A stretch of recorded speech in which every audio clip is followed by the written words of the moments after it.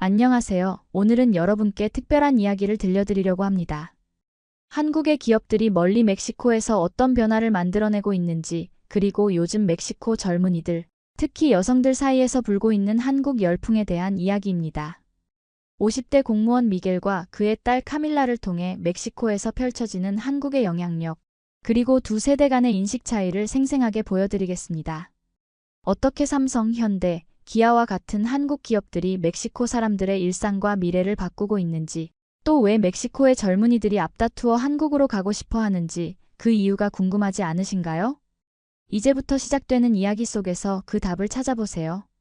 시작하기 전에 이 채널을 처음 방문하셨다면 구독과 좋아요, 알림 설정 부탁드립니다. 미겔은 멕시코시티의 번잡한 아침 출근길에서 한숨을 내쉬었습니다. 20년 넘게 공공기관 IT 부서에서 근무해온 그에게 오늘은 평소와 다른 날이었죠. 딸 카밀라가 대학교 전공을 선택하는 중요한 날이었기 때문입니다. 미겔은 카밀라가 경영학이나 공학을 선택할 것이라 기대했습니다. 하지만 저녁 식사 자리에서 카밀라가 꺼낸 말은 미겔의 예상을 완전히 빗나갔습니다. 아빠, 저 한국어학과에 지원했어요. 카밀라의 눈은 기대감으로 반짝였습니다. 미겔은 포크를 테이블에 내려놓으며 눈썹을 치켜 올렸습니다. 한국어? 왜 하필 한국어지? 영어도 있고 프랑스어도 있고. 취업도 생각해야 하지 않겠니? 요즘은 한국어가 최고의 취업 무기예요.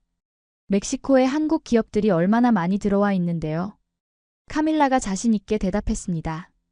아내 로사가 고개를 끄덕이며 미겔의 어깨를 가볍게 두드렸습니다. 당신도 알잖아요. 요즘 젊은 애들 사이에선 한국이 대세라는 걸. 미겔은 의아한 표정을 감추지 못했습니다. 그의 세대에게 한국은 그저 멀리 있는 아시아의 작은 나라일 뿐이었으니까요. 그래도 전통적인 강국들이 더 안정적이지 않을까? 미국이나 유럽 국가들 말이야. 아빠, 그건 아빠 세대 생각이에요. 지금은 달라요. 카밀라가 단호하게 말했습니다. 제 친구 마리아는 이미 서울대학교 교환학생으로 지원했고, 루이사는 부산에 있는 기업에서 인턴십을 준비 중이에요. 심지어 소피아는 한국인 남자친구와 결혼 준비까지 하고 있다고요. 미겔은 놀란 눈으로 딸을 바라보았습니다. 대체 언제부터 멕시코 젊은이들 사이에서 한국이 이렇게 인기 있는 나라가 되었을까요? 그는 아직도 이해가 되지 않았습니다. 그의 머릿속에는 여전히 의문이 가득했죠. 왜 하필 한국일까? 한국어는 배우기 어렵다고 들었는데. 그곳에 어떤 미래가 있다는 걸까? 정말 그게 내 진심이니? 미겔이 진지한 표정으로 물었습니다. 카밀라는 결연한 표정으로 고개를 끄덕였습니다. 네, 아빠. 전 진심이에요. 제 꿈은 한국에서 공부하고 한국 기업에서 일하는 거예요. 많은 기회가 있을 거라고 확신해요. 미겔은 말없이 식사를 마저 했지만 그의 마음속에는 여전히 의문이 남아 있었습니다. 그는 딸의 선택을 이해하기 위해 더 알아볼 필요가 있다고 느꼈습니다. 한국이 과연 멕시코 젊은이들에게 어떤 의미를 갖는 나라인지 직접 확인해 봐야겠다고 마음먹었습니다. 다음 날 아침 미겔은 평소와 다른 시선으로 주변을 둘러보기 시작했습니다. 출근길 지하철 광고판에는 삼성의 최신 스마트폰과 LG의 가전제품 광고가 눈에 띄게 자리 잡고 있었습니다. 이전에는 그저 스쳐 지나갔던 광고들이 오늘따라 유독 선명하게 보였습니다. 도로 위를 달리는 차량들 중에는 현대와 기아 자동차가 생각보다 많았고 사무실 동료들 중 상당수가 한국산 휴대폰을 사용하고 있었죠. 점심시간 미겔은 가까운 카페에 들렀습니다. 배경음악으로 흘러나오는 노래가 귀에 익숙했습니다. 이게 방탄소년단 노래 아닌가? 그가 카운터의 젊은 직원에게 물었습니다. 네, 맞아요. 아저씨도 아세요? 요즘엔 여기서 케이팝 아니면 틀지도 않아요. 손님들이 좋아하거든요. 직원이 웃으며 대답했습니다. 오후에 마트에 들른 미겔은 더 놀라운 광경을 목격했습니다. 한국 식품 특별 코너가 생겨 있었고 라면부터 김치, 고추장까지 다양한 한국 식품들이 진열되어 있었습니다. 화장품 코너에서는 한국 브랜드들이 대부분의 선반을 차지하고 있었고 K뷰티 배너 아래 여러 제품들이 전시되어 있었죠. 대체 이게 언제부터 이렇게 된 거지? 미겔은 혼잣말로 중얼거렸습니다. 집으로 돌아온 미겔은 거실에서 텔레비전을 보고 있는 아내와 딸을 발견했습니다. 화면에는 한국 드라마가 나오고 있었습니다. 이게 뭐야? 미겔이 물었습니다. 요즘 멕시코에서 제일 인기 있는 한국 드라마예요. 카밀라가 대답했습니다. 엄마도 완전 빠졌어요. 벌써 세 번째 보는 거예요. 로사가 수줍게 웃으며 말했습니다. 그냥 한번 봤다가 너무 재미있어서. 배우들도 잘생기고 스토리도 감동적이고. 미겔은 소파에 앉아 드라마를 함께 보기 시작했습니다. 처음에는 자막을 읽는 것이 불편했지만 곧 이야기에 빠져들었죠. 드라마가 끝난 후 카밀라는 자신의 스마트폰을 꺼내 아버지에게 보여주었습니다. 이건 제가 팔로우하는 유튜브 채널이에요. 한국어 공부, 한국 문화, 한국 음식 모두 여기서 배우고 있어요. 카밀라의 구독 목록은 대부분 한국 관련 콘텐츠였습니다. 너뿐만 아니라 내 친구들도 다 이런가? 미겔이 궁금해했습니다. 당연하죠. 우리 학교에서는 한국어 동아리가 가장 인기 있는 동아리예요. 매주 모임에 30명 넘게 와요. 카밀라가 자랑스럽게 말했습니다. 다음 주 모임에 아빠도 한번 와보실래요? 왜 우리가 한국에 관심이 있는지 직접 보실 수 있을 거예요. 미겔은 잠시 생각에 잠겼다가 고개를 끄덕였습니다. 그래, 한번 가보자. 너희들이 그토록 열광하는 한국이 정말 어떤 나라인지 알고 싶구나. 주말 미겔의 가족은 사촌 마르코의 집들이에 초대받았습니다. 마르코는 최근 삼성 멕시코 법인에 입사하여 승진한 후 새 집으로 이사했죠. 미겔은 오랜만에 만나는 사촌을 보며 놀라움을 감추지 못했습니다. 예전에 마르코는 항상 지친 표정으로 생활고를 걱정하던 사람이었는데 지금의 그는 자신감 넘치고 여유로워 보였습니다. 와, 집이 정말 멋지네. 미겔이 넓은 거실을 둘러보며 말했습니다. 마르코는 환하게 웃으며 응접실로 미겔을 안내했습니다. 다 삼성 덕분이야. 이전 회사랑은 비교도 안 되지. 급여는 2배가 됐고 복지 혜택도 훨씬 좋아. 그렇게 차이가 나? 미겔이 놀라며 물었습니다. 물론이지. 게다가 회사 분위기도 완전히 달라. 수직적인 관계가 아니라 서로 존중하는 문화야. 한국식 경영 방식이 멕시코에 새로운 바람을 불어넣고 있어. 마르코가 진심을 담아 말했습니다. 테라스에서 바비큐를 준비하며 마르코는 자신의 경험을 더 자세히 들려주었습니다. 내가 전에 다니던 멕시코 중소기업에서는 야근은 일상이었지만 보상은 없었어. 하지만 삼성에서는 초과 근무에 대한 보상이 확실해. 그리고 무엇보다 기술력과 노하우를 배울 수 있다는 게 큰 장점이지. 정말 놀랍구나. 한국 기업들이 이렇게 좋은 근무 환경을 제공하는지 몰랐어. 미겔이 감탄했습니다. 마르코의 아내 이사벨이 대화에 끼어들었습니다. 그뿐만이 아니에요. 마르코가 삼성에 입사한 후로 우리 가족의 삶이 완전히 달라졌어요. 아이들 교육비 걱정 없이 좋은 학교에 보낼 수 있게 됐고 오랫동안 꿈꿔왔던 집도 마련했죠. 심지어 내년에는 가족 모두 한국 여행도 계획하고 있어요. 마르코는 자랑스럽게 덧붙였습니다. 회사에서 직원들에게 한국 본사 방문 기회도 제공해. 지난번에 2주간 연수를 다녀왔는데 그곳에서 본 한국의 발전상에 정말 깜짝 놀랐어. 도시는 깨끗하고 안전하며 기술적으로는 최첨단이었지. 카밀라가 눈을 반짝이며 말했습니다. 마르코 삼촌, 제가 한국어를 전공하려고 해요. 나중에 삼성이나 다른 한국 기업에서 일할 수 있을까요? 물론이지. 지금 우리 회사만 해도 한국어를 할 줄 아는 인재를 계속 찾고 있어. 한국 본사와의 소통이 중요하거든. 한국어와 스페인어를 모두 구사할 수 있다면 취업 기회는 훨씬 더 많아질 거야. 마르코가 자신있게 대답했습니다. 식사를 마친 후 미겔은 마르코와 함께 테라스에서 커피를 마시며 깊은 이야기를 나누었습니다. 솔직히 말해봐, 마르코. 정말 한국 기업이 우리 멕시코 사람들에게 좋은 기회를 주는 거야? 아니면 그저 외국 자본이 우리 자원을 착취하는 또 다른 방식은 아닐까? 마르코는 진지한 표정으로 답했습니다. 나도 처음엔 그런 의심이 있었어. 하지만 실제로 경험해보니 달랐어. 한국 기업들은 장기적인 관점에서 현지 인재를 육성하고 기술을 이전해. 단순히 싼 노동력을 찾는 게 아니라 진정한 파트너십을 추구하는 것 같아. 미겔은 깊은 생각에 잠겼습니다. 사촌의 변화된 모습과 이야기는 그에게 새로운 시각을 제공했습니다. 한국 기업이 단순히 외국 기업이 아니라 멕시코 사람들의 삶을 실질적으로 개선시키는 존재일 수 있다는 가능성을 처음으로 진지하게 고려하게 된 것이죠. 아빠, 내일 특별한 곳에 가봐요. 카밀라가 제안했습니다. 미겔이 궁금한 표정을 지으며 물었습니다. 어디? 누에보레온주 페스케리아에 있는 기아 멕시코 공장이요. 제 한국어 동아리 친구 파블로의 아버지가 그곳에서 관리자로 일하세요. 견학 투어를 주선해줬어요. 다음 날 아침 미겔과 카밀라는 일찍 출발했습니다. 몇 시간의 운전 끝에 그들은 페스케리아에 도착했습니다. 차창 밖으로 보이는 풍경이 미겔의 눈길을 사로잡았습니다. 과거에 한번 방문했던 작은 시골 마을은 이제 활기찬 산업도시로 변모해 있었습니다. 믿기 어려울 정도로 달라졌네. 미겔이 놀라움을 감추지 못했습니다. 공장 입구에서 파블로의 아버지 에두아르도가 그들을 맞이했습니다.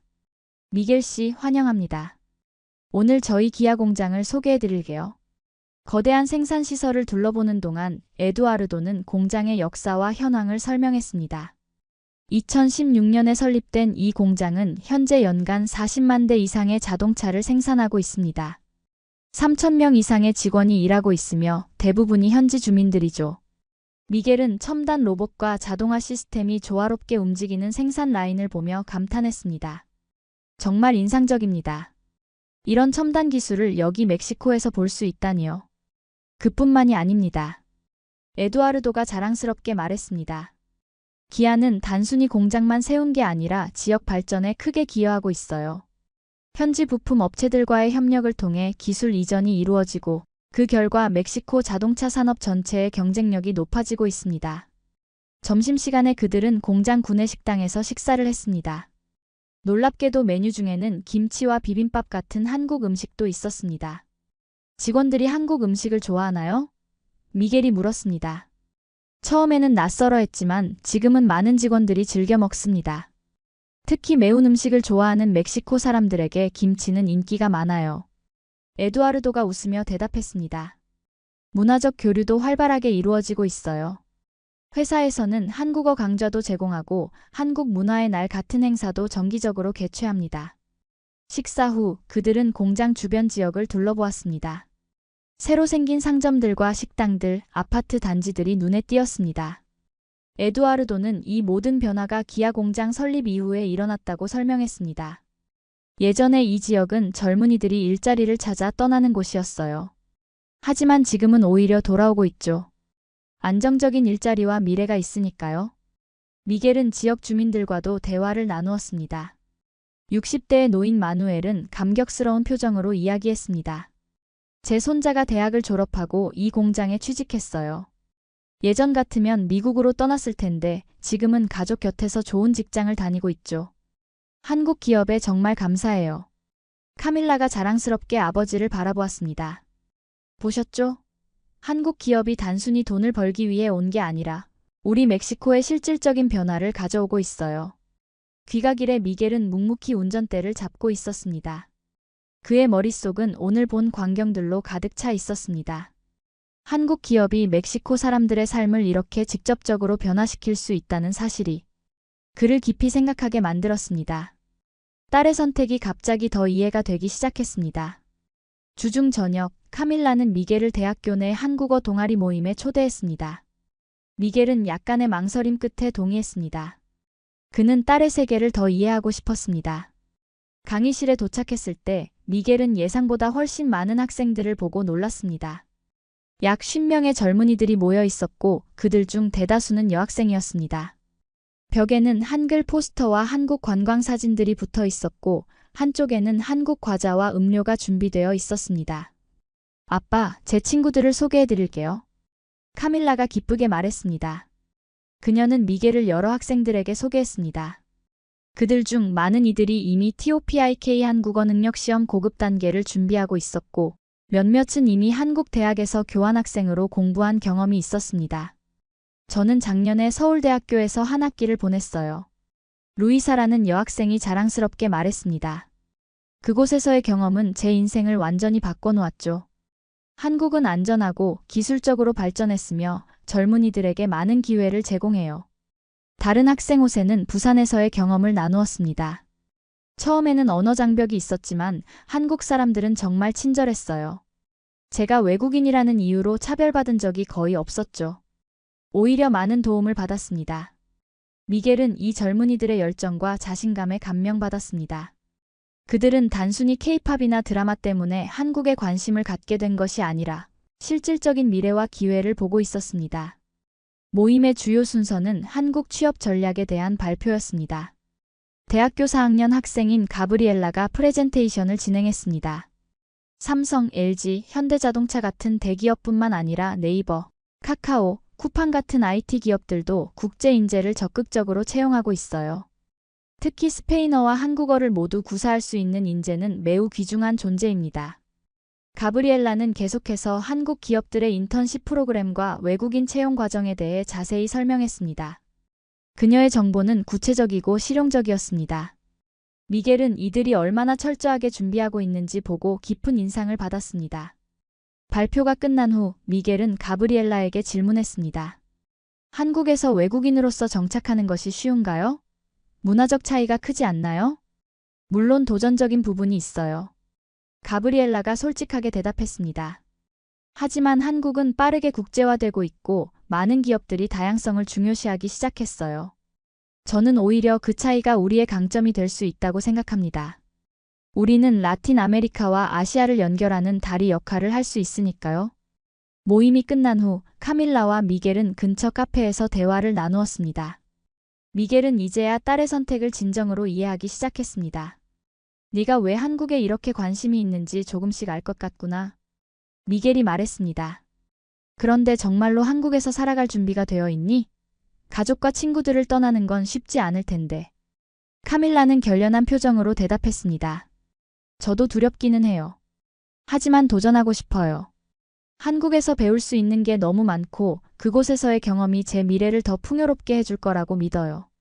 무엇보다 전 멕시코와 한국 사이의 다리가 되고 싶어요. 미겔은 딸의 결연한 표정을 보며 무언가 깊은 감정이 차올랐습니다. 자신이 젊었을 때는 감히 꿈꾸지 못했던 도전을 딸이 하려는 모습이 자랑스러웠죠. 난 내가 내 꿈을 위해 노력하는 모습이 정말 자랑스럽구나. 미겔이 진심을 담아 말했습니다. 하지만 아직도 한 가지 의문이 있어. 왜 많은 멕시코 젊은이들, 특히 여성들이 한국으로 가려고 하는 걸까? 카밀라는 잠시 생각에 잠겼다가 대답했습니다. 안전함이 가장 큰 이유인 것 같아요. 한국은 거리가 안전하고 여성들이 밤에도 혼자 다닐 수 있어요. 그리고 실력으로 평가받을 수 있는 기회가 많죠. 물론 K-팝이나 드라마의 영향도 있지만 그건 시작점일 뿐이에요. 직접 경험하면서 더 깊은 매력을 발견하게 되죠. 다음 날 미겔은 직장에서 자신의 궁금증을 해결하기로 마음먹었습니다. 공공기관 IT 부서 관리자로서 그는 정부 데이터베이스에 접근할 수 있는 권한이 있었습니다. 점심시간 그는 멕시코 경제부와 통계청의 데이터를 검색하기 시작했습니다. 화면에 나타난 수치들은 미겔의 예상을 훨씬 뛰어넘었습니다. 한국 기업들의 멕시코 투자액은 2010년 이후 꾸준히 증가하여 현재 누적 70억 달러를 넘어섰습니다. 삼성전자, LG전자, 현대자동차, 기아자동차 등 주요 한국 기업들은 멕시코 전역에 공장과 연구소를 설립하여 직접적으로 5만 명 이상의 일자리를 창출하고 있었습니다. 특히 자동차 산업에서 현대와 기아의 성장세는 놀라웠습니다.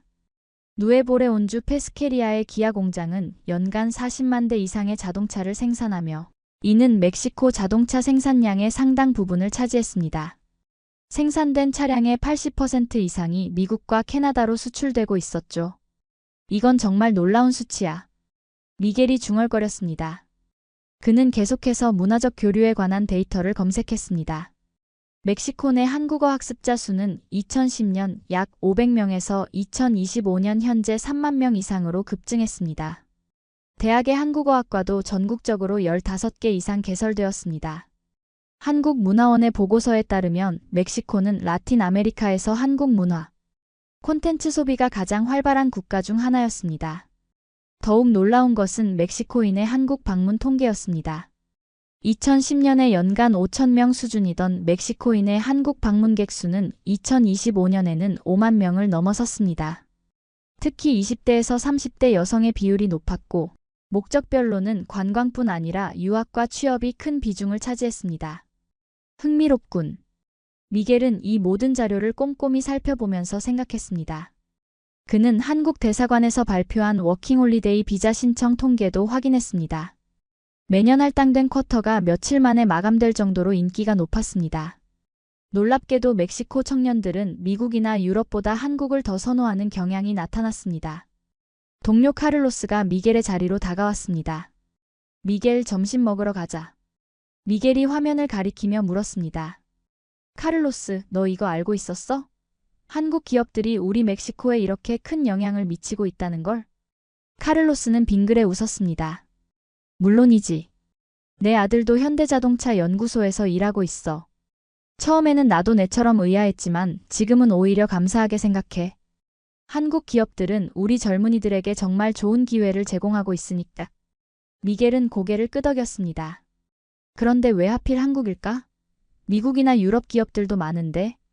카를로스가 진지하게 대답했습니다.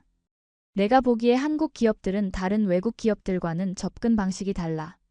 그들은 단기적 이익보다 장기적인 관계 구축에 중점을 두고 현지 인재 육성에 정말 많은 투자를 해.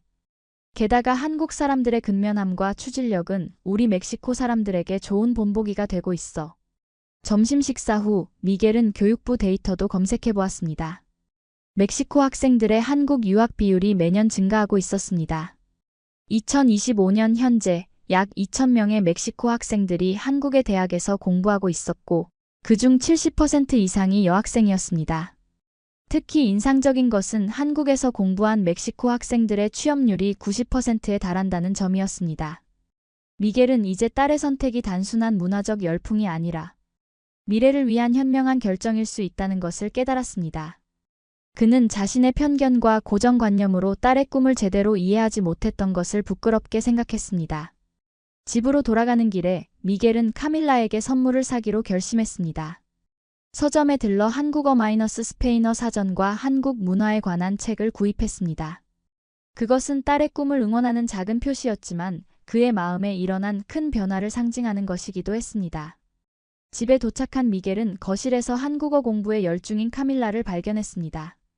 그녀는 노트북으로 한국어 강의를 듣고 있었고 책상 위에는 한글로 가득 찬 노트가 펼쳐져 있었습니다. 카밀라, 잠시 이야기 좀 할까?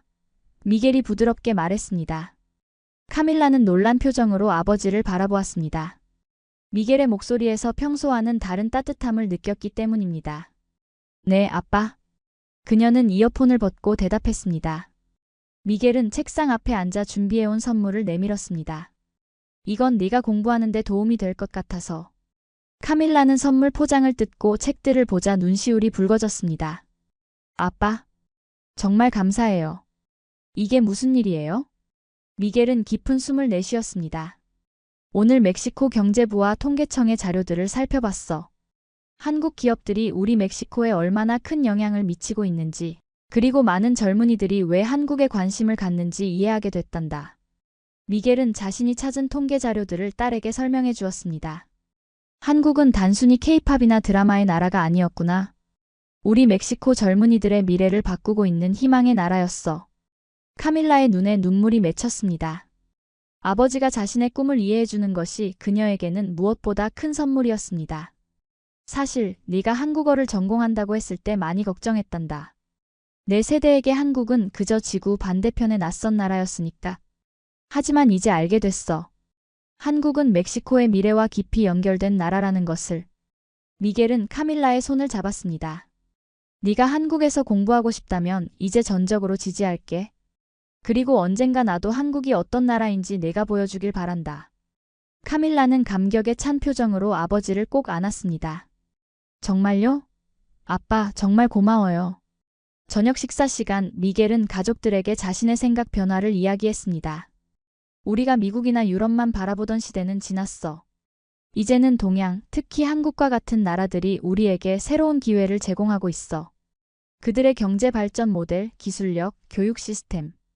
우리가 배울 점이 정말 많아. 로사는 남편의 변화된 태도에 놀라면서도 기뻐했습니다. 당신이 이렇게 열린 마음을 갖게 될 줄 몰랐어요. 정말 기뻐요. 미겔은 미소 지었습니다. 사람은 끝까지 배워야 하는 법이지. 내가 고정관념에 사로잡혀 있었다는 걸 이제야 깨달았어. 저녁 식사 후 미겔은 카밀라에게 한국어 몇 마디를 가르쳐 달라고 부탁했습니다. 그는 어색하게 안녕하세요와 감사합니다를 발음해 보았고 카밀라는 행복한 웃음을 터뜨렸습니다. 아빠 발음이 정말 좋으세요. 노력하면 한국어 금방 배우실 수 있을 거예요. 미겔은 장난스럽게 대답했습니다. 네가 한국에 가면 나도 방문할 거야. 그때까지 조금이라도 한국어를 배워두면 좋겠지? 그날 밤 침대에 누운 미겔은 오랜만에 마음의 평화를 느꼈습니다. 딸의 미래에 대한 걱정은 이제 기대와 자부심으로 바뀌었습니다. 그는 카밀라가 두 나라와 문화를 연결하는 다리가 될 것이라고 믿었습니다. 그리고 그것은 단지 카밀라의 개인적인 성공이 아니라 멕시코와 한국 양국에 모두 의미 있는 일이 될 것이라고 생각했습니다. 이것이 진정한 국력이구나. 미겔은 잠들기 전에 중얼거렸습니다. 군사력이나 경제 규모만이 아니라 다른 나라 사람들의 마음과 미래에 희망을 심어주는 힘. 대한민국 하늘을 수놓을 KF-21 그 비행제어 시스템에 숨은 영웅이 있습니다. 미국 시애틀 출신의 한국계 미국인 다니엘 윤. MIT 항공우주공학 박사로 F-22와 F-35의 핵심 소프트웨어를 개발했지만 그의 이름은 어디에도 없었습니다. 시간이 지날수록 쌓여가는 회의감과 소외감. 그러던 어느 날 한국방산연구원으로부터 KF-21 프로젝트 참여 요청을 받게 됩니다. 할아버지의 유품에서 발견한 대한민국 임시정부 위촉장은 다니엘의 인생을 바꾸는 전환점이 됩니다. 내 이름으로 날 수 있는 비행기를 만들고 싶다. 이 한마디로 시작된 다니엘의 여정은 국가 간 첨예한 기술, 전쟁과 개인의 정체성 사이에서 숨가쁜 갈등을 겪게 됩니다. 이것은 자신의 뿌리를 찾아 떠난 한 엔지니어의 용기 있는 선택과 그가 이루어낸 기적 같은 성취의 이야기입니다. 오늘 사연 시작할게요. 먼저 구독, 좋아요, 알림 설정 부탁드려요. 어둠이 내려앉은 시애틀의 고층 빌딩 사무실. 늦은 시간임에도 불구하고 한 남자가 컴퓨터 앞에 앉아 코드를 살펴보고 있습니다. 다니엘 윤, 미국 시애틀 출신의 한국계 미국인이자 레더락 항공의 비행제어 시스템 책임자입니다. MIT 항공우주공학 박사 출신인 다니엘은 F-22와 F-35 전투기의 핵심 소프트웨어 개발에 참여했지만 그의 이름은 어디에도 없었습니다. 모든 공로는 상사인 마이클 리처드슨의 것이 되었지요. 다니엘, 또 야근이야? 자네 덕분에 우리 팀 평가가 최고였어. 리처드슨이 다니엘의 어깨를 툭 치며 말합니다. 다니엘은 억지로 미소를 지었습니다. 감사합니다, 부장님. 그런데 보고서에 제 이름은 물론 언급했지. 팀의 일원으로서. 리처드슨은 가볍게 답했습니다. 알잖아, 이건 팀워크야. 개인의 성과를 강조하면 회사 문화에 좋지 않아. 다니엘은 말없이 고개를 끄덕였습니다. 하지만 그의 눈빛은 달랐습니다. 내면의 자존심이 강한 다니엘은 자신의 업적이 타인의 이름으로 기록되는 현실에 점점 지쳐가고 있었습니다. 특히 미국 사회에서 아시아계로서 겪는 보이지 않는 차별은 그를 더욱 고립시켰습니다. 동료들의 술자리에서도 늘 외톨이였고 승진 대상에서도 번번이 제외되었죠. 집으로 돌아가는 늦은 밤, 다니엘은 한국인 할아버지가 물려주신 작은 상자를 꺼내봅니다. 할아버지는 생전에 미국에서의 성공을 위해 한국의 모든 것을 버리라고 하셨지요. 하지만 다니엘의 마음속에는 알 수 없는 공허함이 자리 잡고 있었습니다. 나는 누구인가? 내가 진정으로 원하는 것은 무엇인가? 삶의 중요한 갈림길에 서 있는 다니엘, 자신의 정체성과 가치에 대한 깊은 고민이 시작됩니다. 다니엘의 아파트 창문으로 시애틀의 밤 풍경이 펼쳐져 있었습니다. 빗방울이 유리창에 부딪히는 소리만이 정막을 깨트렸죠. 그는 할아버지가 남긴 상자를 더 자세히 살펴보았습니다. 낡은 흑백 사진 한 장, 그리고 한글로 적힌 편지가 있었습니다. 다니엘은 한글을 읽을 수 없었지만 사진 속 젊은 할아버지의 단호한 눈빛에서 무언가 강한 의지를 느꼈습니다. 왜 할아버지는 한국에 대해 한마디도 말씀하지 않으셨을까? 다니엘은 창밖으로 도시의 불빛을 바라보며 생각했습니다. 그의 마음속에는 지금까지 알지 못했던 조국에 대한 호기심이 서서히 자라나고 있었습니다. 다음 날 아침, 다니엘은 평소와 같이 회사에 출근했습니다. 사무실 책상에 앉자마자 한 통의 이메일이 눈에 들어왔습니다. 발신자는 한국방산연구원의 이지훈 박사였습니다. 다니엘 윤 박사님께 KF-21 전투기 개발 프로젝트에 관해 긴급히 연락드립니다. 비행제어 시스템이 난항을 겪고 있어 박사님의 전문성이 필요합니다. 연락 부탁드립니다. 다니엘은 의아했습니다. KF-21은 한국이 독자 개발 중인 차세대 전투기였습니다. 어떻게 자신을 알게 되었을까? 호기심에 이지훈 박사에게 전화를 걸었습니다. 윤 박사님, 전화해 주셔서 감사합니다. F-35 개발에서 박사님의 알고리즘이 핵심이었다는 것은 업계에서 모르는 사람이 없습니다. 공식 기록에는 리처드슨의 이름으로 되어 있지만 진짜 천재가 누군지는 다들 알고 있습니다. 다니엘은 깜짝 놀랐습니다. 자신의 능력을 인정받는 것은 기분 좋은 일이었습니다. 그러나 미국 회사를 떠나 한국으로 간다는 것은 큰 결정이었습니다. 다니엘은 결정을 미루고 집으로 돌아왔습니다. 그날 밤 다니엘은 할아버지의 유품을 정리하다가 낡은 문서 하나를 발견했습니다. 그것은 대한민국 임시정부의 표식이 새겨진 위촉장이었습니다. 대한민국 임시정부는 윤재호 동지를 독립군 기술 담당관으로 임명함. 다니엘은 할아버지가 독립운동가였다는 사실에 충격을 받았습니다. 할아버지는 왜 이런 중요한 이야기를 한 번도 하지 않으셨을까요? 그 순간 다니엘의 머릿속에서 과거와 현재가 연결되었습니다. 자신도 이제 조국을 위해 일할 수 있는 기회가 온 것이었습니다. 전화기를 들어 이지훈 박사에게 연락합니다. 이 박사님, 다니엘 윤입니다. KF-21 프로젝트에 참여하고 싶습니다. 한 가지 조건만 있습니다. 말씀해 보십시오. 내 이름으로 날 수 있는 비행기를 만들고 싶습니다. 이지훈 박사는 웃음을 터뜨렸습니다. 윤 박사님, 그건 당연한 일이지요. 우리는 실력자를 소중히 여기는 문화가 있습니다. 다니엘은 레더락 항공의 사직서를 제출했습니다. 상사 리처드슨은 그의 결정에 놀랐습니다. 다니엘, 정신이 나갔나? 자네는 지금 최고의 자리에 있어. 우리는 F-35의 후속 모델 개발을 시작하려 하고 자네는 그 팀의 핵심이 될 거야. 다니엘은 담담하게 대답했습니다. 부장님, 저는 8년 동안 이 회사에서 일했습니다. 그동안 제가 만든 알고리즘은 모두 다른 사람의 이름으로 특허가 등록되었습니다. 이제는 제 이름으로 무언가를 만들고 싶습니다. 리처드슨은 화를 내며 경고했습니다. 한국으로 간다면 미국으로 다시 돌아올 수 없을 수도 있어. 우리의 기술을 가지고 가는 것은 국가 안보에 관한 문제야. 하지만 다니엘의 결심은 이미 굳어진 상태였습니다. 그는 할아버지의 위촉장을 가슴에 품고 새로운 시작을 향해 나아갔습니다. 인천국제공항에 도착한 다니엘은 초여름 한국의 습한 공기를 맞으며 깊은 숨을 들이마셨습니다. 그를 맞이한 이지훈 박사는 반갑게 악수를 청했습니다. 윤 박사님, 결단을 내려주셔서 정말 감사합니다. 당장 사천 공장으로 모셔드리겠습니다.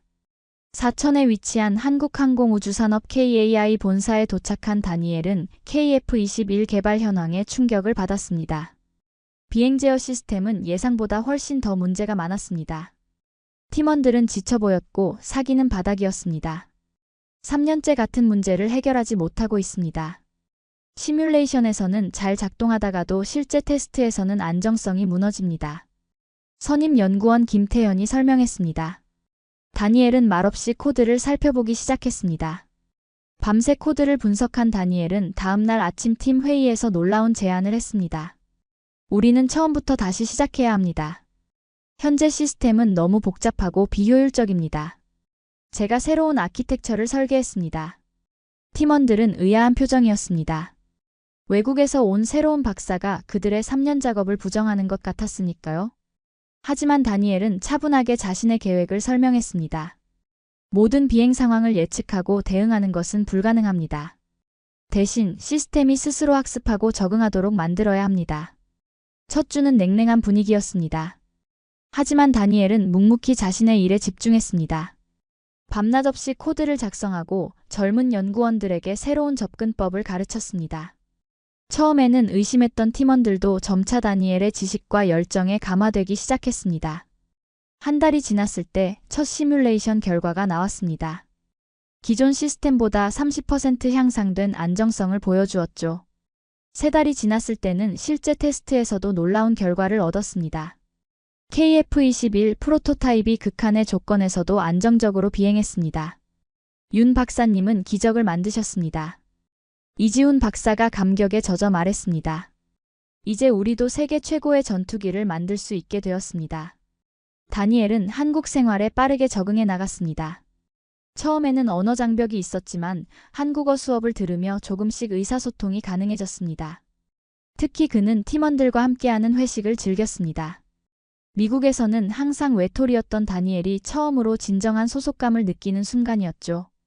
우리는 가족입니다. 다니엘 박사님. 젊은 연구원 정현우가 소주잔을 들며 말했습니다. 다니엘은 가슴이 따뜻해지는 것을 느꼈습니다. 사천 연구소 근처의 작은 아파트에서 바라보는 바다 풍경은 그에게 새로운 영감을 주었습니다. 그리고 매일 밤 할아버지의 위촉장을 바라보며 다짐했습니다. 할아버지, 저는 당신이 못다 이룬 꿈을 이루겠습니다. 이 나라의 기술 독립을 위해 제 모든 것을 바치겠습니다. KF-21 프로젝트가 순항하던 어느 날 다니엘의 사무실로 이지훈 박사가 급하게 들어왔습니다. 그의 얼굴은 창백했습니다. 윤 박사님, 큰일이 생겼습니다. 미국 법무부에서 연락이 왔습니다. ITAR 위반 혐의로 당신을 기소했다고 합니다. ITAR 국제무기거래 규정은 미국의 군사기술이 외국으로 유출되는 것을 막기 위한 법률이었습니다. 다니엘은 당황했습니다. 자신은 어떤 문서나 소프트웨어도 가져오지 않았기 때문입니다. 말도 안 됩니다. 저는 아무것도 가져오지 않았어요. 문제는 그게 아닙니다. 미국 정부는 당신의 지식 자체가 국가자산이라고 주장하고 있습니다. 당신의 머릿속 지식을 한국에 제공한 것만으로도 ITAR 위반이라는 겁니다. 다니엘은 충격을 받았습니다. 자신의 지식과 자신이 쌓아온 경험까지도 미국의 소유라니 이것은 인간의 기본권을 침해하는 일이었습니다. 상황은 빠르게 악화되었습니다. 미국은 다니엘의 송환을 요구했고 한국 정부는 외교적 압박에 시달렸습니다. 언론에서는 연일 다니엘의 사건을 다루었습니다. 일부에서는 그를 현대판 이중 스파이라고 비난했고 다른 쪽에서는 애국적 천재로 칭송했습니다. KAI의 경영진은 다니엘에게 미국으로 돌아가 법적 문제를 해결하라고 권유했습니다. 우리가 최고의 변호사를 붙여드리겠습니다. 문제가 해결되면 다시 돌아오시면 됩니다. 다니엘은 고민에 빠졌습니다. 미국으로 돌아간다면 자신이 개발 중인 기술은 어떻게 될까요? 그가 떠나면 프로젝트는 다시 원점으로 돌아갈 것이 분명했습니다. 깊은 생각 끝에 다니엘은 결단을 내렸습니다. 자신이 미국으로 돌아가 법적 문제를 해결하는 것이 최선이라고 판단했습니다. 그래야만 KF-21 프로젝트가 계속될 수 있었습니다. 제가 자진해서 미국으로 돌아가겠습니다. 하지만 한 가지 약속해 주세요. 제가 개발한 시스템의 핵심 알고리즘은 그대로 유지해 주세요. 다니엘은 미국 대사관으로 향했고 그곳에서 그를 기다리고 있던 미국 연방요원들에게 체포되었습니다. 그렇게 다니엘은 조국을 위해 일하겠다는 꿈을 잠시 접어두고 불확실한 미래를 향해 떠나게 되었습니다. 출국 전날 밤 다니엘은 연구팀 전체와 마지막 회식을 가졌습니다. 분위기는 무거웠지만 모두가 다니엘의 용기를 존경했습니다. 박사님, 우리는 반드시 KF-21을 완성하겠습니다. 그리고 박사님이 돌아올 때까지 기다리겠습니다. 김태현 선임연구원의 말에 다니엘은 깊은 감동을 느꼈습니다. 그는 마지막으로 자신의 연구실을 정리하며 핵심 알고리즘의 설계 원리를 간략하게 적은 노트를 남겼습니다. 법적으로는 문제가 될 수 있지만 그는 자신이 시작한 일이 계속되기를 바랐습니다. 비행기에 오르기 전 다니엘은 한국 땅을 마지막으로 바라보았습니다. 반드시 돌아오겠습니다. 그리고 내 이름으로 날아오르는 KF-21을 보겠습니다. 그의 눈에는 결연한 의지가 빛나고 있었습니다. 차가운 콘크리트 벽으로 둘러싸인 연방교도소. 다니엘은 ITAR 위반 혐의로 기소되어 재판을 기다리고 있었습니다. 그의 변호사는 최선을 다했지만 국가 안보를 이유로 한 검찰의 주장은 강력했습니다. 결국 다니엘은 3년형을 선고받았지만 법정에서 그는 당당했습니다. 제 두뇌는 저의 것입니다. 제가 습득한 지식을 어디서 사용하든 그것은 제 권리입니다. 교도소 생활은 고통스러웠습니다. 다니엘 같은 고학력 전문가는 이곳에서 이방인이었습니다. 첫 몇 주 동안 그는 완전히 고립되었습니다. 그러나 시간이 지나면서 그를 흥미롭게 바라보는 한 수감자를 알게 되었습니다. 여기엔 당신 같은 천재는 처음이네. 그는 자신을 마크 존슨이라고 소개했습니다. 전직 공군 파일럿이었어. 임무 중 규정을 어겨 여기 오게 됐지. 다니엘은 처음으로 대화할 상대를 찾았습니다. 마크는 F-15 조종사로 여러 임무를 수행했으며 한 번은 비행 중 시스템 오류로 거의 목숨을 잃을 뻔했던 경험을 이야기해 주었습니다. 비행 제어 컴퓨터가 갑자기 멈췄어. 나는 수동으로 전환하려 했지만 순간적으로 고도를 잃었지. 그때 깨달았어. 최신 전투기는 너무 복잡해서 위험하다는 걸. 마크의 이야기는 다니엘에게 깊은 인상을 남겼습니다. 자신이 개발하는 시스템이 실제로 조종사의 생명을 책임진다는 사실을 다시 한번 실감했습니다. 기술적 완벽함을 넘어 인간의 생명을 지키는 것이 그의 사명이라는 것을 깨달았습니다.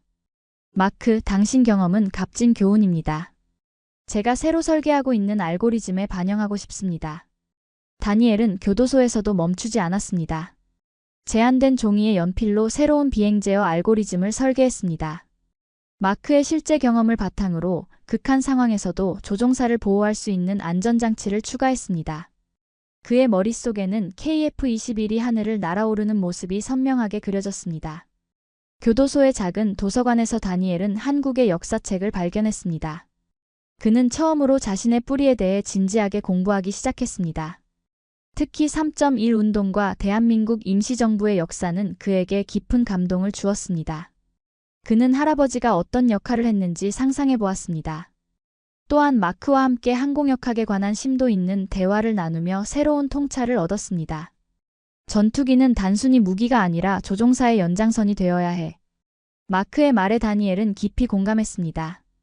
감옥이라는 제한된 공간에서도 그의 사고는 끊임없이 확장되고 있었습니다. 어느 날 밤 다니엘은 복도 창문을 통해 밤하늘의 별들을 바라보며 생각했습니다. 감옥에 갇혀 있지만 내 생각은 자유롭다. 이 경험은 나를 더 강하게 만들 것이다. 감옥의 철문이 열리고 다니엘은 자유의 몸이 되었습니다. 예상보다 훨씬 짧은 21개월 만이었습니다. 의아해하는 다니엘에게 변호사는 외교적 타협이 있었다고만 말했습니다.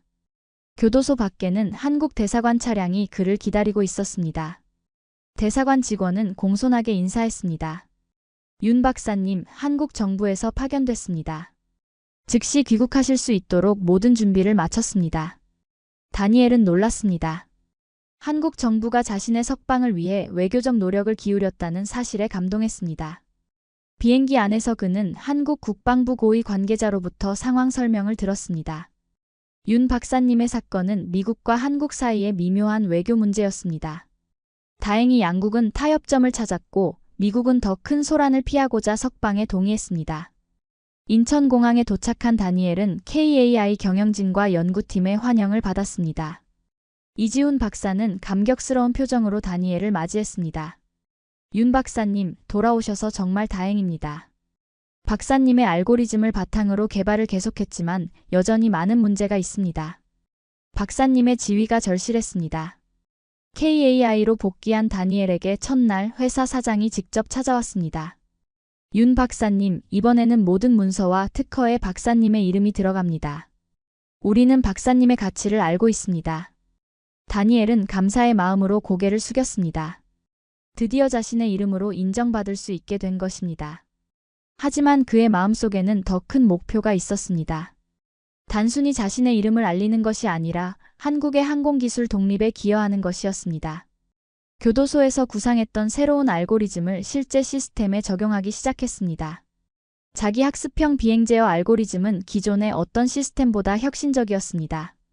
이 시스템은 조종사의 조작 패턴을 학습하고 위급 상황에서 조종사의 의도를 예측하여 최적의 비행 경로를 제시했습니다. 다니엘이 KAI로 복귀한 날, 팀원들은 특별한 환영회를 준비했습니다. 그들은 다니엘이 감옥에 있는 동안 그의 알고리즘을 계속 발전시켰고 몇 가지 중요한 문제를 해결했다고 보고했습니다.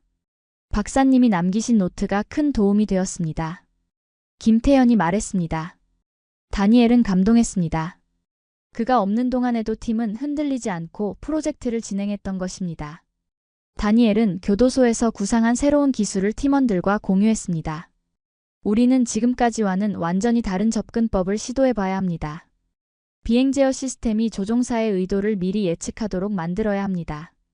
팀원들은 처음에는 의구심을 가졌지만 곧 다니엘의 비전에 동참했습니다.